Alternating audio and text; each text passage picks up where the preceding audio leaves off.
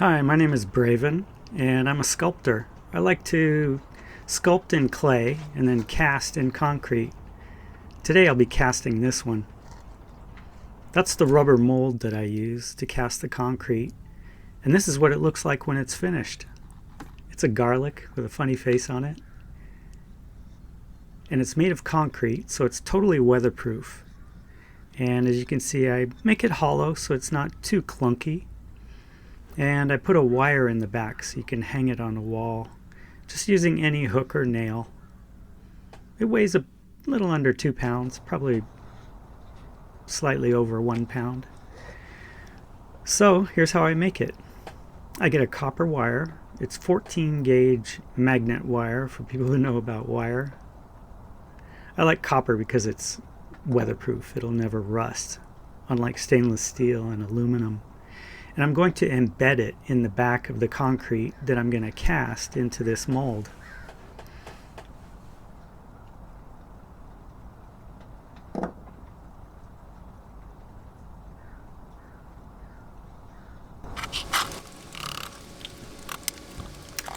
So the first thing to do is just mix a little water into the grout that I use. Grout is really concrete cement, but without gravel in it. It only has sand, and that makes it possible to cast finer details.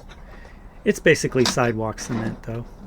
It'll last forever if you cure it right. I like to make an initial mixture that's about the fluidity of a milkshake. A little thicker than pea soup or vichyssoise. And then I brush it into the mold. And what I'm doing here with this chip brush is trying to get the concrete to flow over the surface of the mold to remove any bubbles that might form there and make a little hole, a little pinhole in the surface of the sculpture that I have to fix later. So I do a lot of shaking and rolling and brushing. It just makes for a much easier time working with the concrete after it solidifies. So the more perfect you can get the contact between the wet cement and the surface of the mold, the better.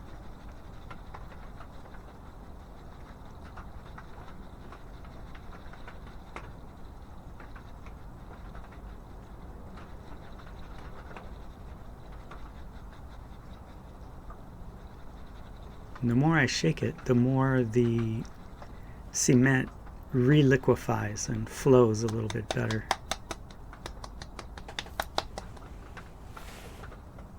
So if you look closely, the concrete in the mold on the left there is being agitated a lot. So it's going to stay liquid. And even though there's the same amount of water, the concrete on the right side of the screen here that I'm about to mix has already started to solidify some.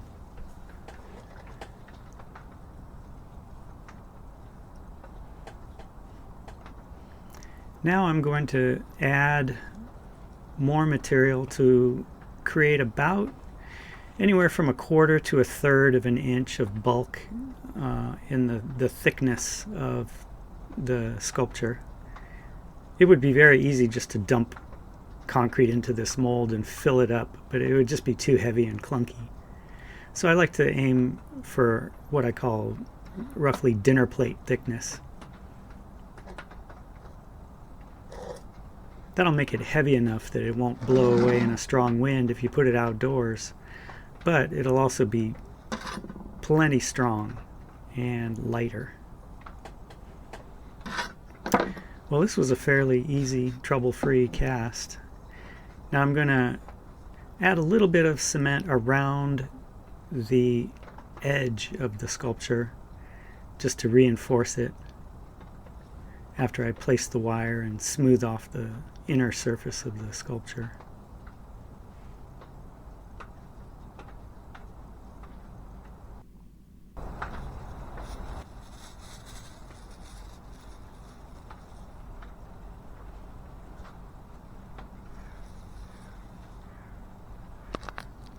this is what it looks like after I've completely cast it and made a little ridge.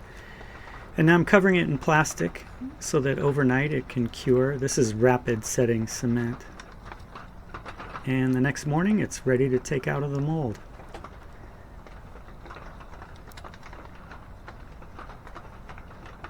Now that the cement has hardened a little bit, it wants to stick to the rubber just a little bit, but not too much. With a little gentle persuasion, you can pop it out of there without damaging the mold.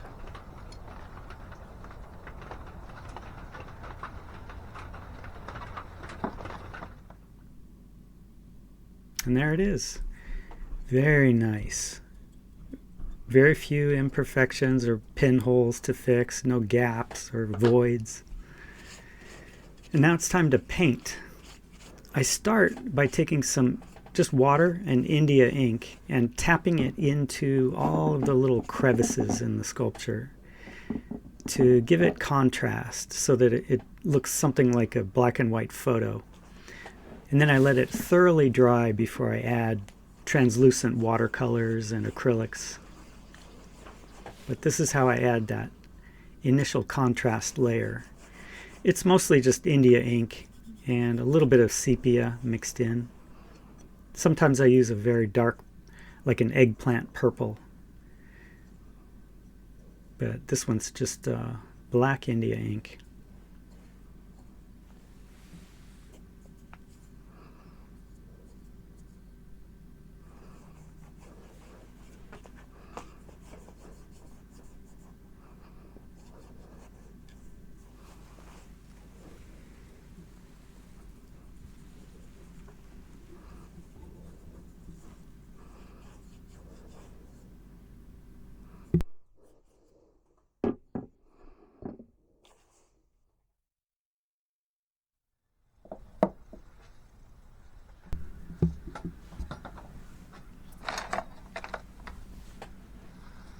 Once that's dry, this is what it looks like.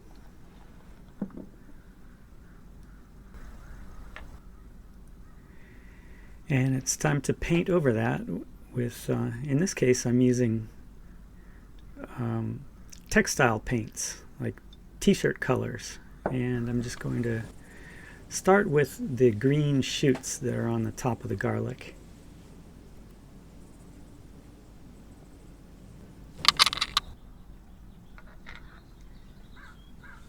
I've decided to lighten the color of the body of the garlic just to make it look a little more like real garlic, which is kind of white with a slight shimmer or pearlescent sheen to it sometimes. So that's what I'm doing here. But I don't want to block out, I don't want to use anything opaque that'll block out that contrast India ink layer underneath the color.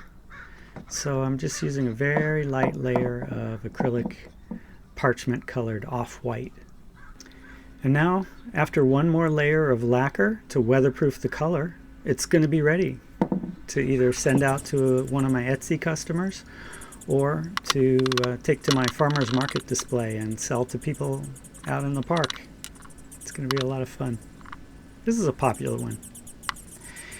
Look up in the upper left-hand corner of the screen.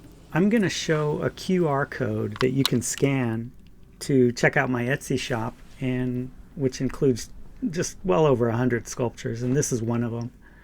I've also got lemons and bananas and all kinds of things. So enjoy.